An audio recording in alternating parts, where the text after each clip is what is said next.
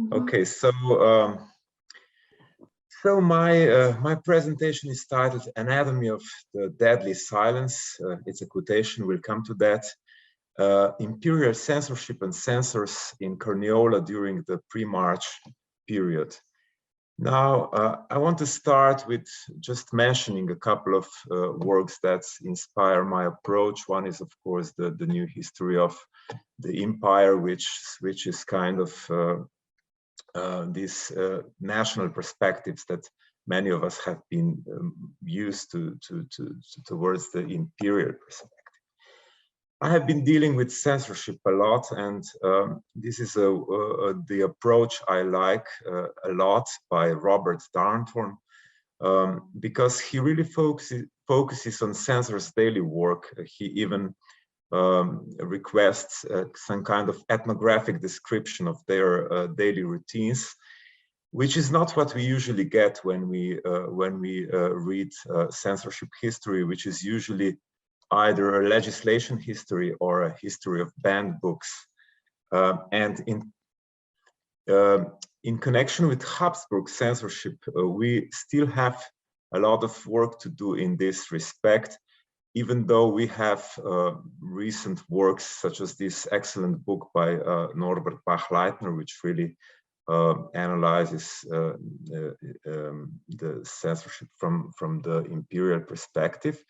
Also, of course, there are many more local initiatives like this one I would like to mention, because it came out recently and it was edited by me and my colleague Luca. It deals with Habsburg censorship in the Slovenian lands in the long period from the Protestant till the First World War. Now, when speaking about the censorship in the pre-March period, of course, there are two major figures that come to mind. Of course, the one is the Metternich, and the second is Count Josef von Sedlnitzky, who was actually in position from 1817 to 1848, and these two individuals are usually connected to the creation of one of most effective preventive censorship networks in continental Europe in that time. The censorship system, which was probably only surpassed by the one in Imperial Russia at the time. Of course, the core of the power was in Vienna at Sedlnitzky's office, Polizei- und Zensurhofstelle, and in Vienna was also the Central Book Inspectorate, but it was joined with a network of provincial book inspectorates, which served as kind of relay points for authors to submit their manuscripts and so on. And the real power was also within for local censorship, were within provincial governments, which had the power to appoint censors also. At the bottom, you see, I only mentioned the big topic, which is the legislation, but I'm not going to speak about it. There is a huge book written, an excellent book, but I'm really going to look more into the apparatus and the people that were dealing with censorship. And of course, when we look at the monarchy, of course, we have to know that each unit had its own, of course, censorship apparatus, but it was closely connected to the one in Vienna.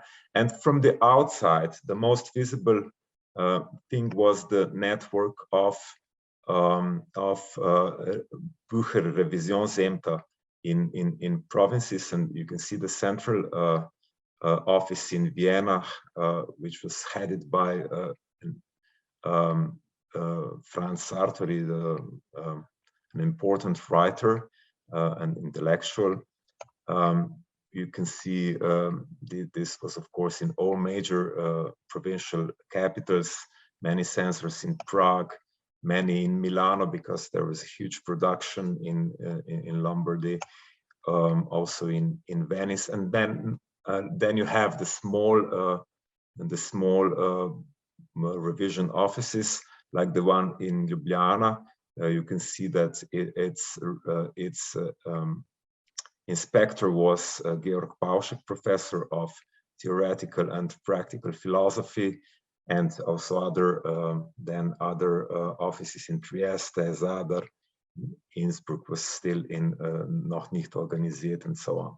So this was from the outside, but my case study is based on Carniola, and I want to look at these questions more or less. What were the power relations in the censorship game? Who did the censors work for, so to say? What were their loyalties to the empire, to the church, local communities, imagined communities? And the question that is especially interesting to me was, to what degree did censorship limit the textual production? And also, connected to this one, did censorship hinder Slovenian language, press, and literature in a more persistent manner? I mean, in connection to, especially in comparison to German. And I want to begin with a quotation by the editor of the first newspaper which was allowed in the pre-March period. He says then, when Vodnik's news died out in 1800, after only 4 years, because there were neither authors nor readers, the Slovenian nation no longer had a Slovenian newspaper. There was deadly silence in the beloved homeland until our Novice came out. Its birth was very difficult. It took over 3 years. That was under Sedlnitsky. Mr. Blaznik wanted to become the mother of the newspaper in 1841, but he did not succeed. He tried several times. He called several midwives for the difficult birth, a craft company, an agricultural company, and finally he had to ask the enlightened Archduke Johann of Austria for help. So obviously it was a difficult birth, and if we look at the situation, the media situation in Carniola in this period, we see that we only have one major German newspaper, which was also kind of an official mouthpiece with a supplement, a weekly supplement, Illyrisches Blatt. Only later it was joined by another German newspaper, Carniola, which had immense problems with censorship also. But in fact, the Slovenian newspapers, apart from this old newspaper, which was finished in 1800, we have more than 4 decades of silence, and only then Kmetijske and Rokodelske Novice joined. So other projects were not really newspapers. These were almanac or individual books. So let us take a look at the provincial censorship apparatus. I already mentioned the book inspectorate, and we have this book inspector, Yuri Pauschek, who is responsible for the implementation of censorship decisions. But this is more an administrative function. The real power really lies in the provincial governorate, with the censorship officer, which is the member of the council, and he suggested censors for individual works, and his suggestions had to be approved by the council. So you have the names, they changed every few years, and interesting, most of them were priests, and they actually appointed censors for individual books or newspapers, and you have these names down there. Now, this is the local level. If we look at these censors, how they function, we see that they mostly perform censorship duties on the side as a paid extra activity, along with other tasks like positions in church or state administration, teaching, preaching, and so on. They were of various origins and profiles. And typical profile was that of an influential cleric. So mostly they were priests. Less typical was the secular imperial bureaucrats. Mostly they were quite prominent intellectuals in either religious or secular sphere. And more or less, they were quite willing to be part of this system, because censorship did not only have negative connotations at the time.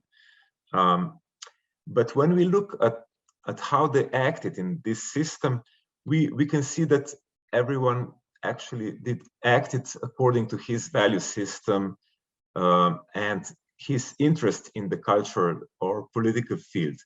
Most of them were absolutely loyal to the crown and the state, but also supported Slovenian or Slavic national revival. So again, we're speaking of the local level. But we need to look at the larger picture. Apart from these three groups, which I already mentioned, so the inspectorate, the governorate, and appointed censors, there is sometimes other people were involved into the process. First, the provincial governor, sometimes a bishop of Ljubljana, sometimes head of the Ljubljana police. And also we need to think that sometimes for major books, the censor for Slavic books in Vienna were involved, and these were two very influential linguists and scholars of Slovenian origin, Jernej Kopitar and after him Fran Miklošić. And after all, of course, Sedlnitsky was very often involved in the final decisions. So this was a very complex set of relationship. Now, I want to illustrate this with the example of Slovenia, which is an attempt to launch a newspaper by three priests.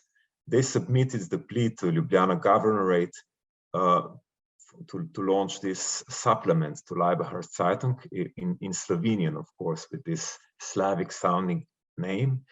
And what happened at the local level, the commissioner actually agreed that he suggested the local book inspector Paušek to be the censor, and the council of the governorate council agreed. So the request was sent to Vienna, to Sedlnitsky's office. And what did Sedlnitsky do? He wrote back to Ljubljana, to the provincial governor Schmidburg, requesting from him more details on the new project, and also the report of the bishop, who was the superior of the three priests, claiming his estimation of their abilities and moral qualities and so on. And at the same time, he wrote a letter to, in secret in a way, to Schmidhammer, head of Ljubljana police, to inquire about the moral qualities of the potential publishers. Now, here we meet another group of civil servants, so to say, the police, and we see the Schmidhammer as the director and his crew of 24 policemen and other officers employed in Ljubljana at the time. And he got from Ljubljana, he got two negative reports. So both the bishop's report and the police report were actually negative. But the most interesting thing is that they are concerned with the quality of the new project. Even the police chief was not completely sure that that they were able to publish a good quality newspaper in Slovenian, which is quite interesting because in the background, in Sedlnicky's argumentation, you can see that the general aversion to Slovenian newspapers, namely, why would one need them at all if everyone that can read Slovenian can also read German? So we're very good with German newspapers. So it was wise from the publishers of this next project in Carniola, Kranjska Čbelica, the Carniolan Bee, to get Schmidbog, the governor, for the patron of the new project. They got the permission to get out with the first issue. Later it got really complicated, and I'm not going to have time for this case study, but it really reveals how complex set of relations was the censorship. The source of the problems was the guy on the right, which is France Prešeren, the Slovenian romantic poet, later the national poet, and so on. But to make a long story short, this event actually, these complications with censorship were probably the main reason that this project did not last more than a couple of years. And now when we go on and look at the things that do not exist, and we don't see them today, so this image is the only image I could put on this slide. We have another attempt to launch a Slovenian supplement. It was simply banned. We have another attempt, Illyrian News, a newspaper with a supplement, Ilirski Merkur. Again, it was banned right from the outset. So we don't see that. So in this respect, this newspaper, which I already mentioned, Bleiweis's Kmetijske and Rokodelske novice, the agricultural and handicraft news, was the only thing that was allowed in the pre-March period in Carniola.